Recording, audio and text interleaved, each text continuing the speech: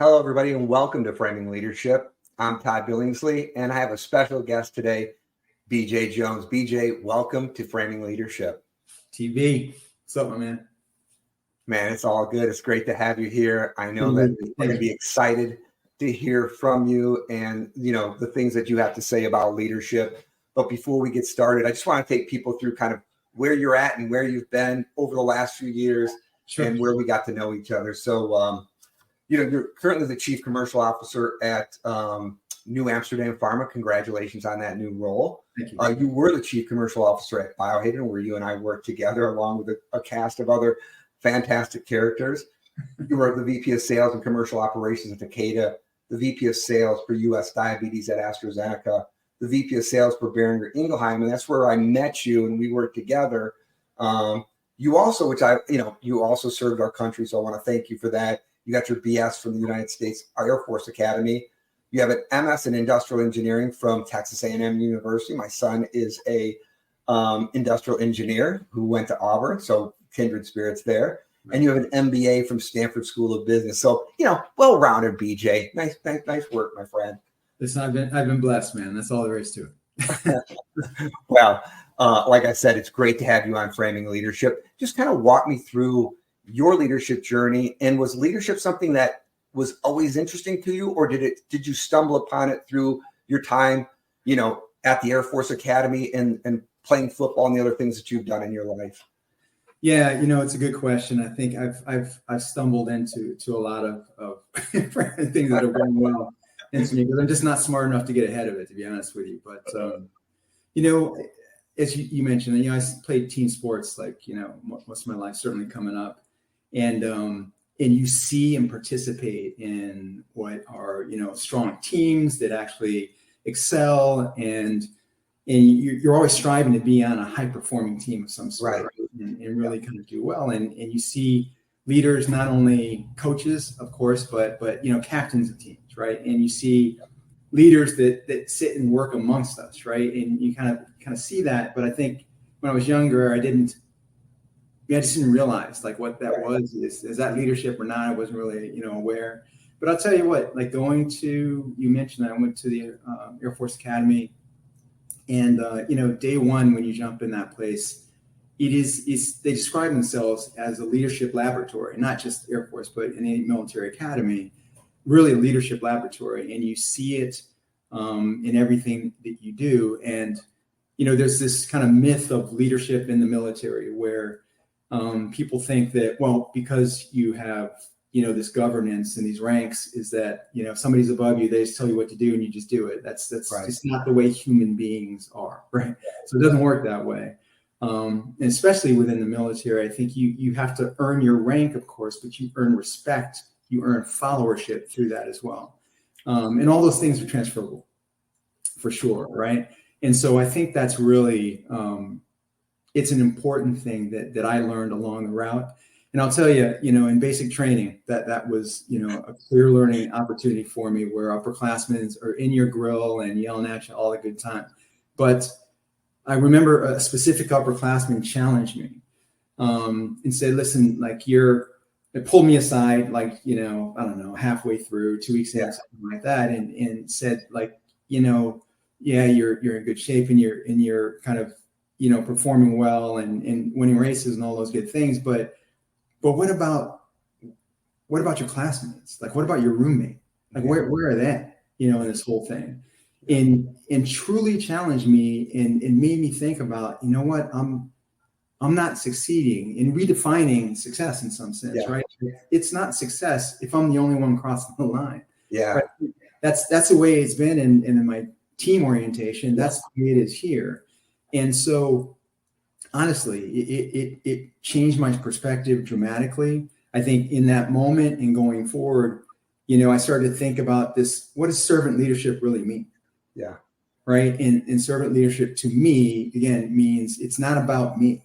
Right. It's about the people around me. It's the people literally that I'm serving on a day-to-day basis, whether people are reporting into me or whether I'm just part of a team and being, if you will, kind of a peer leader, in that scenario. And so that really has helped kind of, my leadership journey, if you will. And during that time, like I can tell you, that's when I decided I will be a leader in this moment. And that's stuck with me ever since.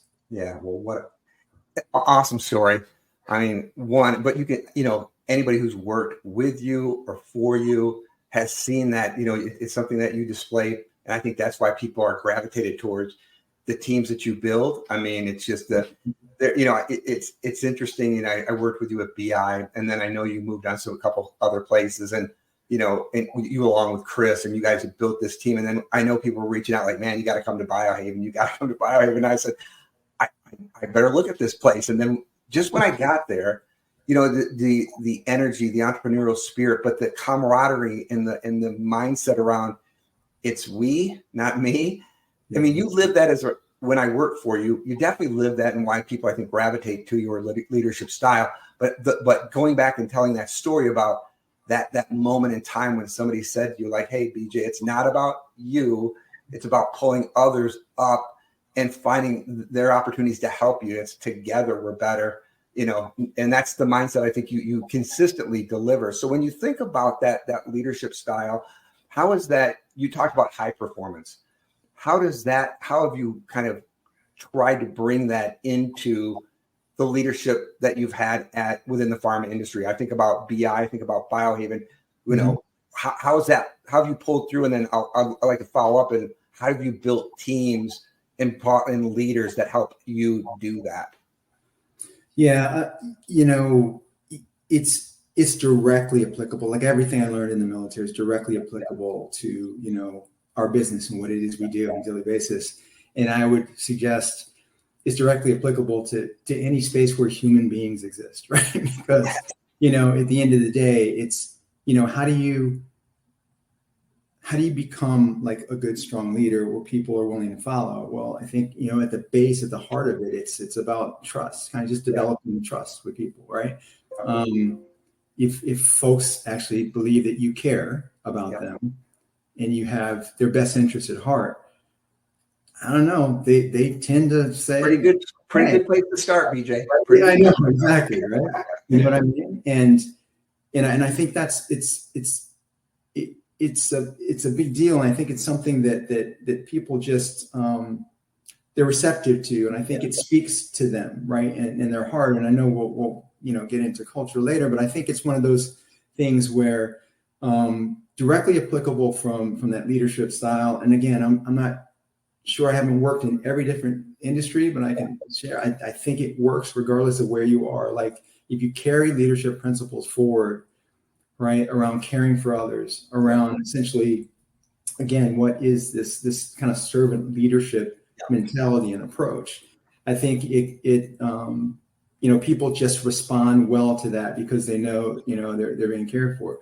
And we've talked about this before, and you heard me say, for good or for bad, right? Like this customer value chain type thing that I talk about, right? Which essentially is, if you have a strong leader, right, that is concerned about their people and has an inclusive culture where people feel value each and every day, that's like step one.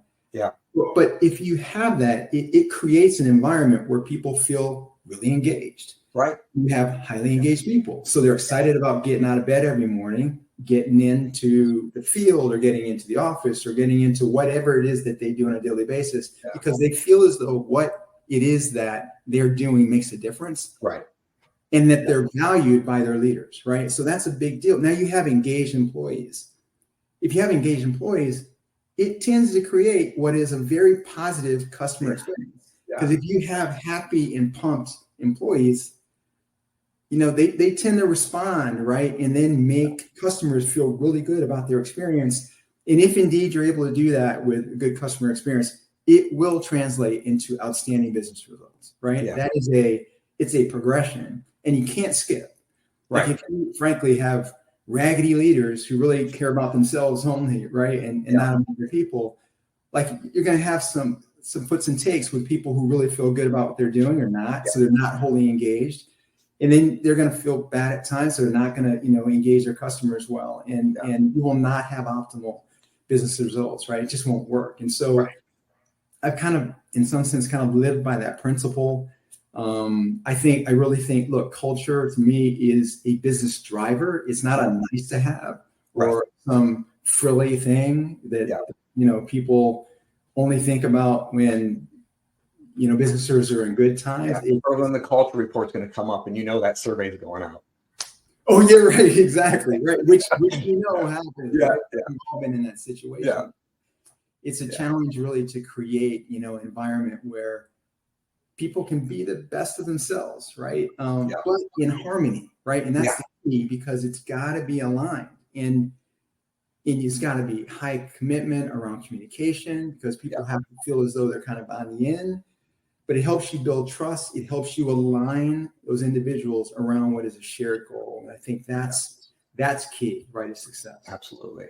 Yeah, I mean, you hit on a lot of different aspects. One of the things you talked about was culture, and then people who are engaged and how they drive performance. Actually, Bain did a study they published in Harvard Business Review in May of 2015, where they segmented out global leaders and their teams and their performance of those teams underneath those leaders. So they had disengaged leaders, and those leaders and their teams drove about 75%. They hit their numbers about 75% of the time. Okay. Then you had satisfied leaders, and their teams hit about 100% of their goals pretty regularly. Mm-hmm. Then you had engaged leaders, and those leaders drove about 145% more performance than anybody else. So they drove 45% more performance than just the satisfied leaders. Then you had these highly engaged, what they call inspirational or transformational leaders. They drove 225% more performance, or 125% more performance than just the satisfied leader. Now, they kind of broke it down and said, these are the things they do. They have high levels of trust. They have psychological safety, right? They develop a culture. They know their people better than most leaders, right? They have a relationship with them. And I think that's one thing that, man, when you're on stage, and I'm talking about BJ Jones, when he's on stage and he's talking to the people are locked with you. When you walk off stage, you're not sitting back down in your seat, you're high-fiving people. People can come up and talk to you. I think that's the thing where I've seen you build cultures, but that culture is built not only because I see people who are really good on stage, but once they get off it, that veil kind of envelops them and you don't see them anymore. Where you walked off stage, or Chris walked off stage, you met with the people. You knew how important it was to connect with people on a consistent basis, to instill that culture. I think that's the one thing is that, I know we're going to get into this now, because it's just such a huge point of I think your leadership is you talk about how you think about culture and how you think about engagement. And you always used to say to me, like, Todd, I don't think I'm a whole lot different than anybody else. BJ, you're different. You definitely do have an authenticity to you, an ability to connect with people that I just haven't seen over my 30 plus years in leadership. There aren't many people like BJ Jones. And I'm not just saying that because you're here. I'm saying it because you're one of the most respected leaders I've ever been around, and you've built really good teams. But do you build a leadership team and then the culture, or do those things come together in your mind? First of all, thank you. I mean, I'm overwhelmed. I appreciate those words. I really do, man. I mean, it means a lot to me, obviously. Yeah. And I hope you also know, I mean, I'm just a guy, right? I'm just a guy. And when I engage with teams from stage or not, right? I don't present, right, to people. I just talk to folks, right? Yeah, and, exactly. If we're one-on-one and we're having a discussion, hopefully I'm looking you in the eye, you're looking me in the eye, and I'm reading what's going on behind your eyes. Yeah. And I literally just try to do the exact same thing from stage, right? Just have a conversation with the folks in the audience. And I think that's why people tend to respond well to that. Absolutely. And it just, if you care, right? It just, people know. Yeah, absolutely. Like, folks are just smart, right? They understand kind of why you're in this and why you're doing it, and to have people, you asked me, like, how do I kind of create and build teams, right? Of really strong. Yeah, absolutely. It's not about me, right? Yeah. And I appreciate when people like you and others have said, oh, we created this great culture at Biohaven, and thank you, BJ. So I'm like, don't thank me. Yeah. thank this broad set of leaders, and thank you, because everyone's got a place in investment kind of in a culture to make what is a very positive place to work and positive environment and positive culture. But when I look, for leaders, right, who can help to proliferate, right, and create, because every it's got a holistic culture, but there's subcultures, right? Yeah, like absolutely. You have like leaders, like there's subcultures, right, in all that space, and you don't want to, at least I don't want to create, exactly the same. Yeah. Because then you have just a bunch of automatons, right? Yeah, exactly. You're not going to winding them up and they're going. Yeah, I mean, exactly, right? Nor do I want them to be exactly like me. Just one of me, and that's plenty, right? I promise you that. Yeah. But I do seek leaders, right, who are one, let's say, inquisitive, right? Folks who realize that, man, I got to keep learning. I got to keep growing, right, in this thing, because there's no one solution. There's no one answer to this thing. And it creates what is, I think, an authentic humility to realize I don't have all the answers. Maybe I did some things right over the course of the years, but clearly I haven't done everything right. Made a bunch of mistakes, and I can learn from any and everybody. Yeah. So maybe what I should do is seek first to understand, right? Yeah. Type thing, and to versus seeking to kind of show people just how much I know, right? And I think there's a big difference, right? And I think you also have to have people who are, flexible, right, as leaders, because we're entering a time now where everything's changing, the environment's changing so rapidly, the marketplace is changing, like some right, literally turning upside down, and so having flexibility and being able to turn, go in this direction. But if things aren't working, like, listen to your people, be willing to shift, right, and that's okay, and acknowledge, hey, you know what, we made a mistake. It's okay to say that. Matter of fact, your people will respond well to that, right? Absolutely. They acknowledge that, right? In some sense. And hopefully it creates, to your point, a very safe environment. So they know, you know what, when they make a mistake, they can actually raise their hand and say, you know what, I think I might have on this one. Let's just figure it out quickly and pivot, move, right? Yeah, no doubt.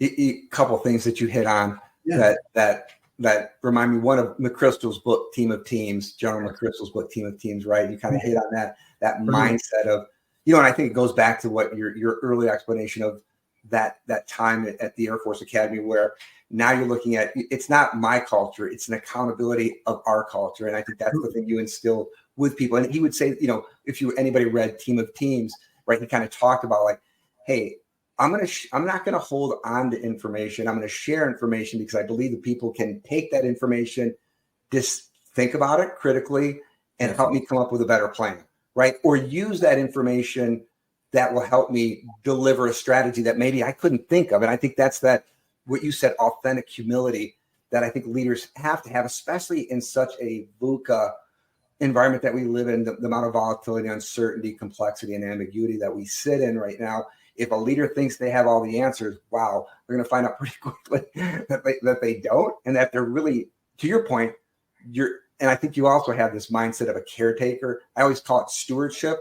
I believe that a lot of really great servant leaders are stewards. They think of less of themselves and more about, like, how am I going to leave this place, this people, better than the day I stepped into it? And I think that mindset of stewardship is such a big one. So I think those are some of the things that you consistently hit on, that I think you show and you embody in your leadership, BJ. Matter of fact, I go one step further to what you said, and I'd say if you find yourself, like, under a leader who thinks they have all the answers, run. Right. Walk, run. No doubt. Right. Because that will not last, right? Like that, the day of kind of doing things the way we've always done them because they've always worked. You will run it headlong into brick walls in that regard. So. Yeah. So you mentioned a couple of things that you hit on from a leadership standpoint. When you think about the characteristics that you look for in a leader, what are those things? And then as you look, and as the chief commercial officer of a growing company, what do you think leaders will need in the future? Are there Is it just really good foundational leadership skills, or will they need something where they can see around corners? Yeah, listen, I think it's a great question, and I know I've mentioned before, but I'd say probably chief amongst these things is like just inquisitive nature, and a perception where people are just comfortable with not knowing all the answers, right? Because in some sense, what it does is it allows you to look and recognize you need to look around corners, right? So you don't think you have all the answers all lined up. But it also, frankly, for me, there's this freedom. Like I don't, as a leader of big organizations, I don't need to have all the answers. Yeah, that's a lot of pressure. What I try to do is to sit. It's crazy pressure, and I refuse to accept that pressure. What I'll do is just, and this is I try to put people around me who are much better than I am at whatever their individual kind of areas of responsibility are. And I'm not intimidated by that or anything. It gives me great comfort because then I can engage and I'm comfortable making a decision and going, right? Yeah. But I'm not comfortable making a decision without hearing the input from people around, right? And the other leaders and experts, right, in the room. And so, I just think, if you have that mindset, then you're going to want to be inquisitive. You're going to want to learn, right, and grow and being in a learning environment.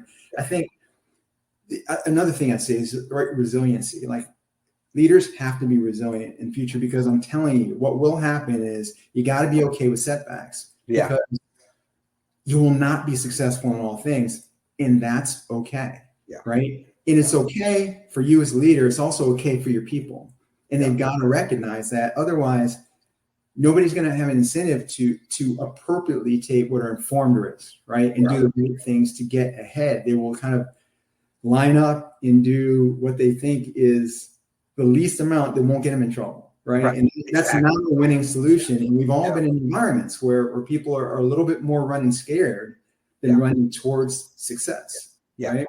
It's a protection environment instead of a proactive. Yeah. Exactly. I don't know if you've read anything about Satya Nadella, who took over Microsoft. Are you familiar? Yeah, he took over with, and I love the story because you hit on it, which I think is something he talked about, how he changed Microsoft. So he took over for Steve Ballmer. Ballmer, very rich guy, owns the Clippers, right?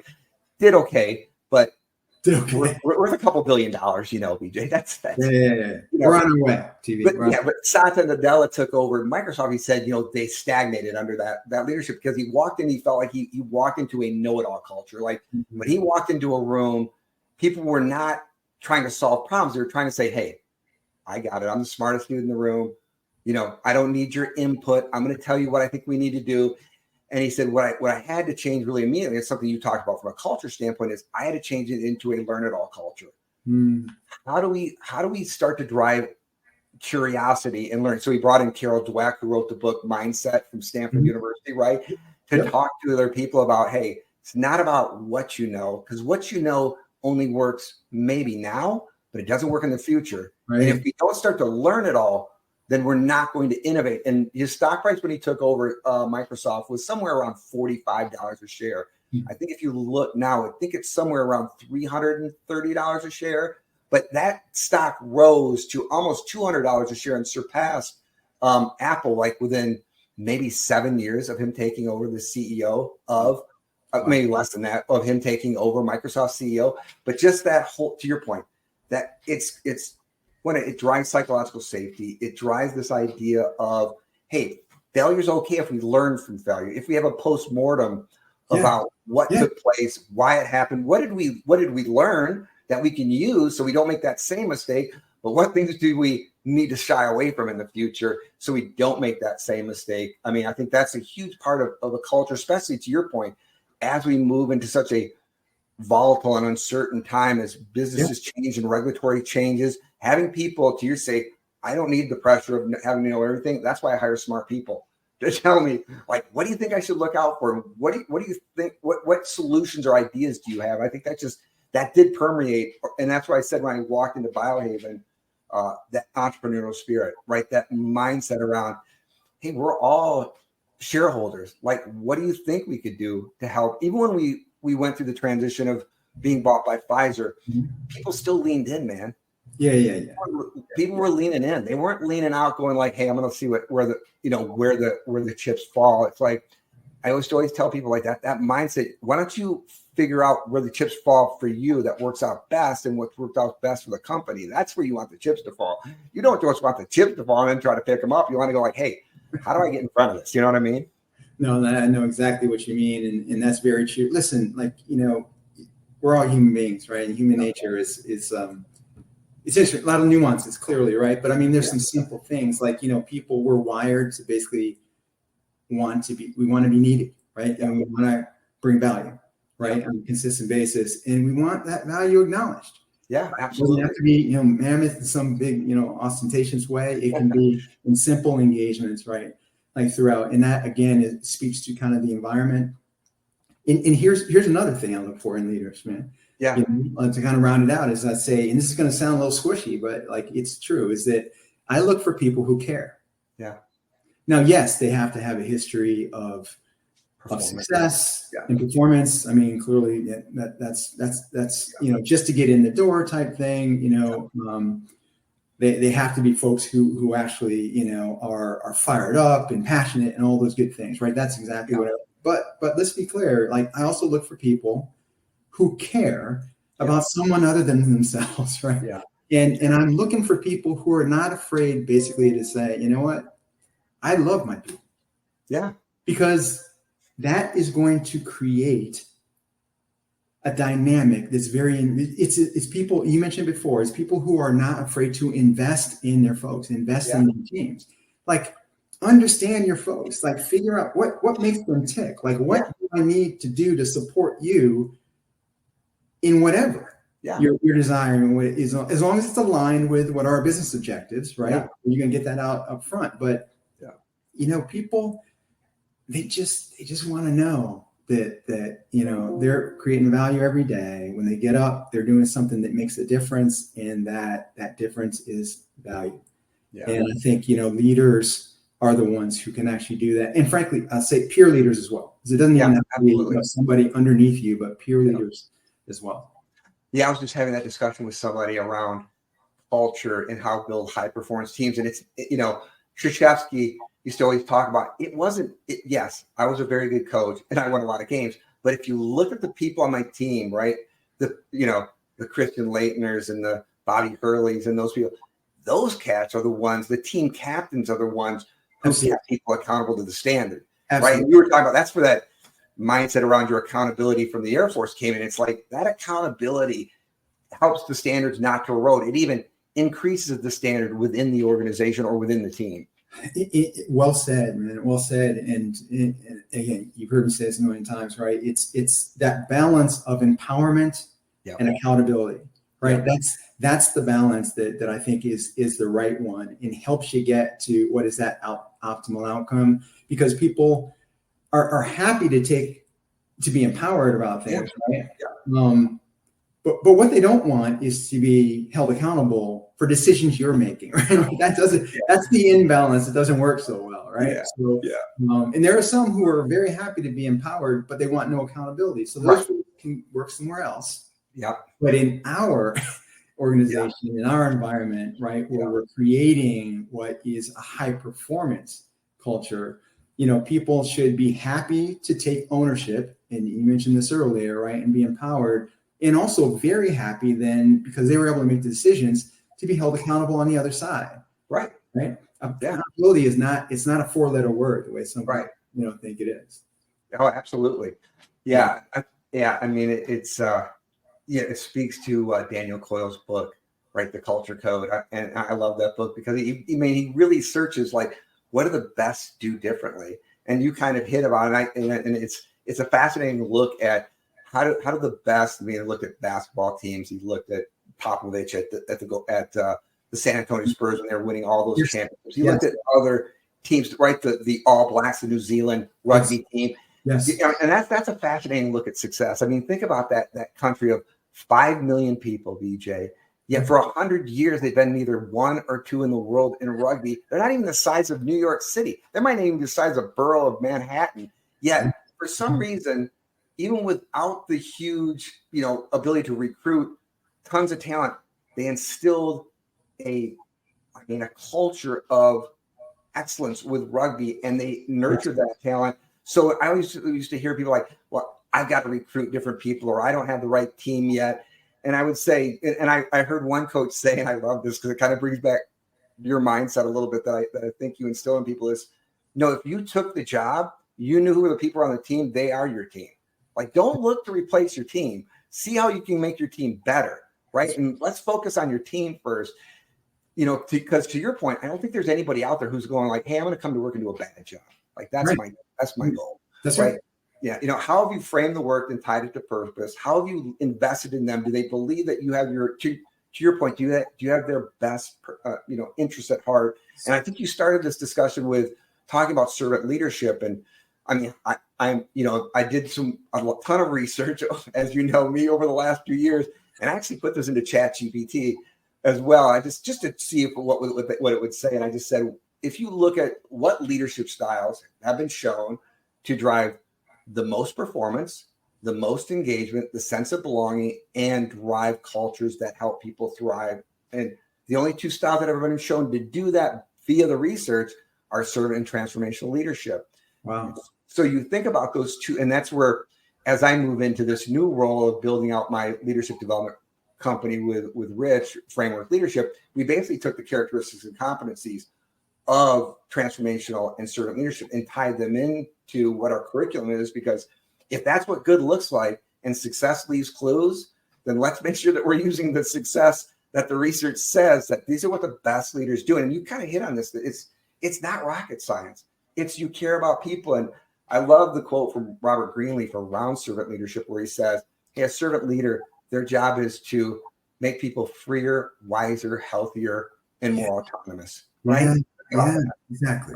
Yeah. Exactly. That's awesome, man. So anything, as you think about developing, you have a family, you're working with a new organization, and you're looking at new leaders in your organization. Staying curious is one thing. How is BJ Jones growing this right now? What are you doing? I know you got a lot on your plate, my man, but I know you're curious. You got a very curious mindset. What are you doing to continue to grow?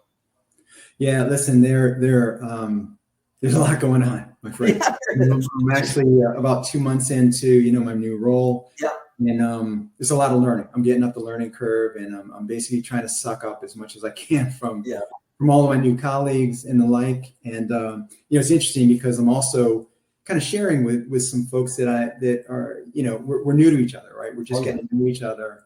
And one of the things that I said to a gentleman, he happens to report into me, but we're partners in this thing. Yeah. But I said, I kind of set expectations. I said, listen, my objective is in 6 months, we're going to have a conversation. You're going to say to me, you're the best thing that could ever have happened to me, because, as a servant leader, like my job is basically to come in and help to create a clear path. Yeah. So he can be the best at what he does. Yeah. And be as successful as possible in helping to drive that. And I remove the barriers, and I create what is a receptive pathway, for bringing incremental resources, whatever is necessary. Right. So that's essentially kind of what I'm in the midst of right now. It's learning the technical side. I got to learn the science, like get all in that. I have to understand. Also, I hate to see the amount of binders that are stuffed in your basement somewhere, because it's got to be ridiculous. I just cleared out a bunch of them, but yeah, that's true. And I need to make sure that we make the right strategic decisions around what the opportunities are, how we position, what is a different drug in what is, a mass market, a big opportunity. But also equally important in parallel is basically establishing what I think are the fundamentals of what can be a very unique and just high performance culture. And the folks who have been there have been doing a great job. So I'm not looking to come in and like turn things upside down at all. Yeah. My hope is that I can just add to what has been a great culture so it can be even better. Yeah. Well, I have no doubt that you're going to do that.